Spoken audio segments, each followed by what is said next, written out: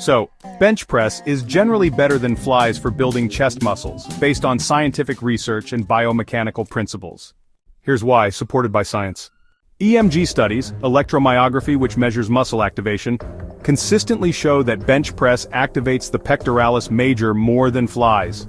A 2012 study in the Journal of Strength and Conditioning Research found that the barbell bench press elicited significantly higher activation in both the clavicular, or upper, and sternal, or mid and lower heads of the pectoralis major than dumbbell flies.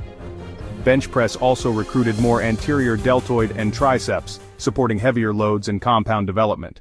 The bench press allows for heavier loads and easier progressive overload, which is key for muscle hypertrophy, or growth.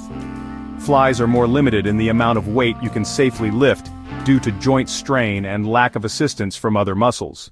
So, the bench press is a compound movement engaging multiple joints and muscle groups all at once. Flies, on the other hand, are an isolation movement, mainly targeting just the chest with minimal help from other muscles. Compound lifts like the bench press actually trigger more anabolic hormone release, such as testosterone and growth hormone, which really helps drive muscle growth.